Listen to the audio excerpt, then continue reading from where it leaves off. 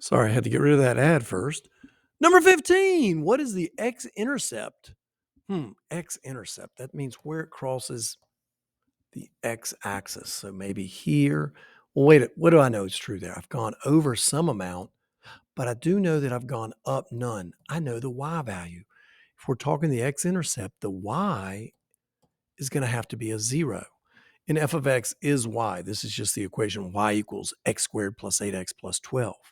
So I know this guy has a value of 0. So all I got to do now is solve it for x. Not too difficult. I look at this, I see a trinomial. Whenever I see a trinomial, I know I factored into the product of two binomials. We'll break it down into an x here and an x here. And since everybody's plus, it's going to be an x plus somebody and an x plus somebody. So now I look to that 12 and I say, hey, what multiplied together to give me 12?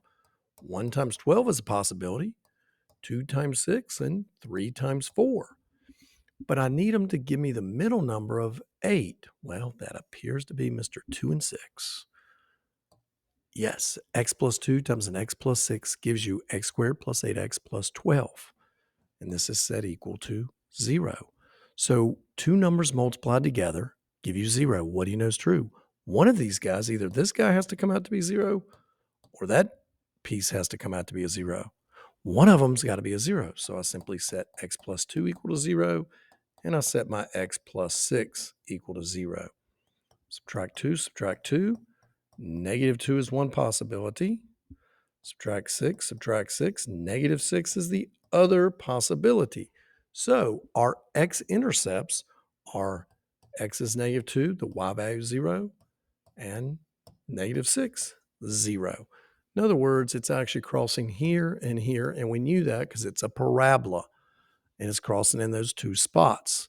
So we do want them written as an ordered pair. So make sure you do that. Don't just write negative 2 and negative 6. The next one says, what is the y-intercept? Well, if you're crossing here, you know you've gone over none and then up some amount, but you know the x value is 0. So I can just replace that with a 0 and that x right there with a 0. And this is y. So we have y equals 0 squared plus 8 times 0 plus 12. Well, 0 squared plus 8, 0, 0, 0 plus 12, 12.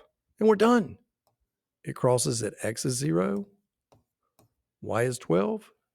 There's your simple solution. For the y-intercept, there's only going to cross in one spot for the problems you and I do.